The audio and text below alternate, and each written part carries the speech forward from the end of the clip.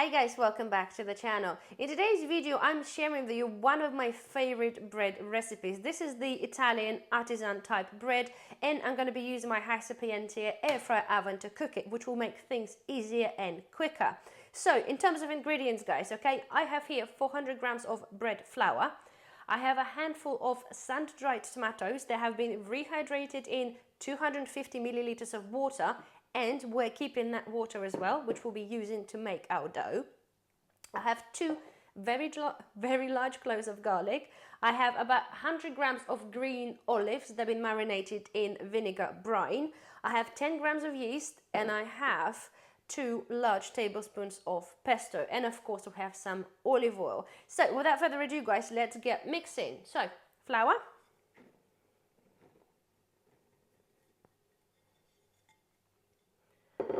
and I'm going to add on the dry ingredients next. So we've got some olives,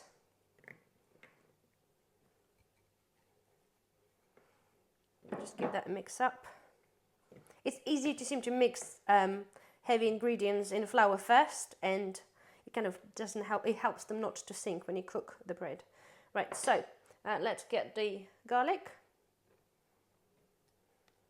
It smells amazing. So sun-dried tomatoes. All right, mix up again. So we're now going to add on our water with the tomato segments. And I'm going to add yeast. And I'm adding on pesto on top now.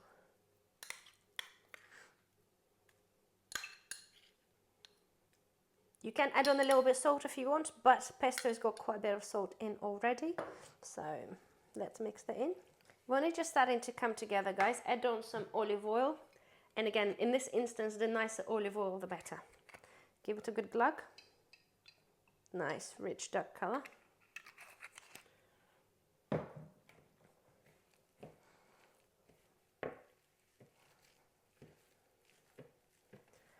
So guys, our dough is mixed together, and you know when it's done, when there's no flour left in the mixture, and it's all really well combined together. So let me clear this up, and we put this in our baking tray. So the next step, as I said, we're going to put this in our little baking tray. I've got some olive oil in a spray bottle, so I'm going to spray that. Make sure it covers the sides. Okay, then we're going to transfer our lovely dough, and it smells so good. So good. This is an easy, no knead recipe, okay? So what we're going to do, take stuff out. I'm going to gently, guys, squash this with your hands in the tray. Okay.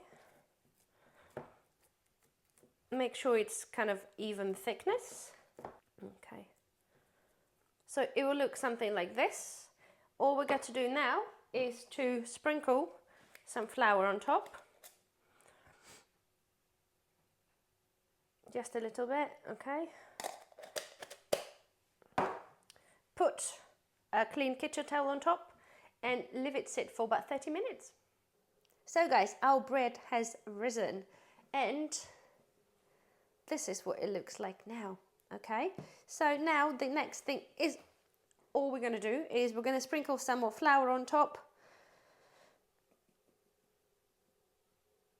Okay, a little bit of that, and then just score this ever so slightly, because we have so many things in there added on. Obviously the bread is not going to raise up evenly, if you know what I mean, but just make some sort of a fancy design.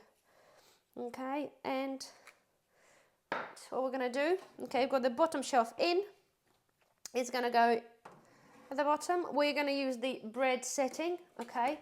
So I got it preset on 70 degrees, and we're going to change timing to about 20 minutes. Okay, and so 20 minutes in it goes. Then we're going to check back on it in 20 minutes, and we'll change the setting again. So guys, okay, 20 minutes have passed now.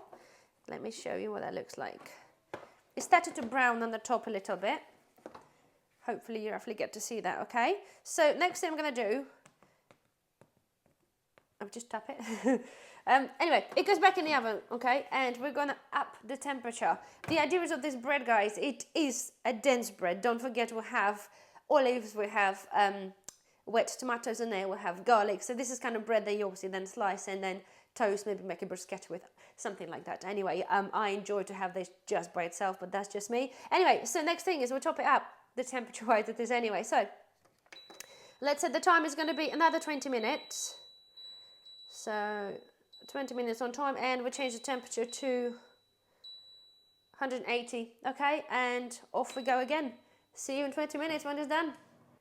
So guys, our bread is finished baking. So let's get this beauty out. Honestly, the whole kitchen, it smells amazing.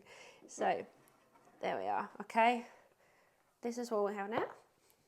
Closed. What I'm gonna do now, just tap it in, guys, and make sure before you totally get this out, just put the skewer like you do with a normal bread and just make sure that it is totally cooked through. There's no residue left. Yes, occasionally you can poke through the tomato and get a little bit of red, but that's fine. You know what's inside anyway. So next thing we're gonna do, guys, just turn it upside down.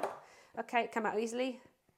It sounds hollow, so all we're gonna do, I'm just gonna put this on a cooling rack and let it cool. So we'll give it probably a good half an hour to an hour, depending on your temperature in the house, and we're gonna have a look, see what it's like inside. So there we are, guys. I cannot wait any longer. It is driving me mad that I want to have a taste. So let's get cut into that.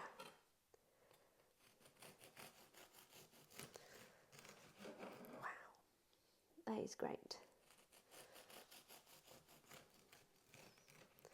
Okay, have a look at that, guys. That is just superb.